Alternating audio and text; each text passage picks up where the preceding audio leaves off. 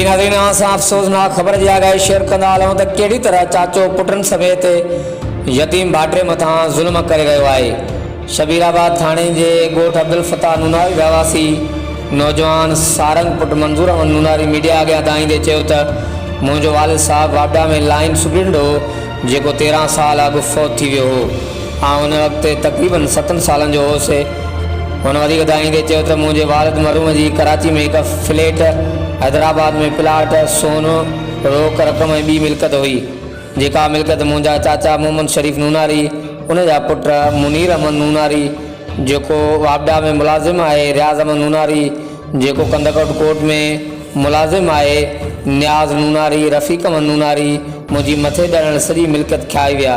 मुंहिंजे हिसे में आयल 91 जरेब ज़मीन जेका आउं रज़ा ख़ुशी सां विकिरो कई आहे, तंहिं ते मथे ॼण आयल मुंहिंजा अज़ीज़ मूंखे धमकाए ज़मीन जी माप करणु नथा ॾियनि ऐं मूंखे मारणु चाहिनि था।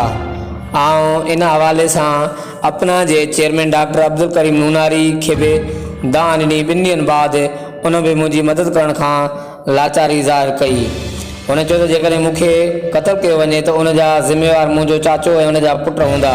हुन आख़िर में DIG Larkana, SSP कशमोर Kandhkot Amjad Ahmad Sheikh, SHO शबीराबाद ऐं 2 वस वारनि खे अपील कई त मूंसां थियल नाइंसाफ़ी जो नोटिस वठी मूंखे तहफظ इंसाफ ॾियारियो वञे।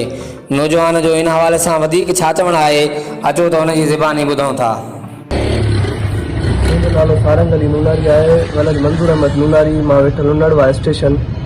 मुंहिंजे वालिद साहब जे हिसे में आयल साढा 19 जरेब मां पंहिंजी ज़मीन पंहिंजे राज़ ख़ुशी सां सेल कई। सो उन में मुंहिंजे चाचनि जो एतिराज़ु हुयो त हिन जी मतिलबु मुंहिंजी ज़मीन ते कब्ज़ो करणु चाहिनि पिया। सो मां उन्हनि ॾे वियमि। वरी असांजो चङो हुयो अब्दुल करीम नूनारी, अपना एसोसिएशन पाकिस्तान जो चेयरमैन, मां उन ॾे वियमि। उन मां बि मूंखे 2 ॾींहंनि खां को रिस्पॉन्स न मिलियो।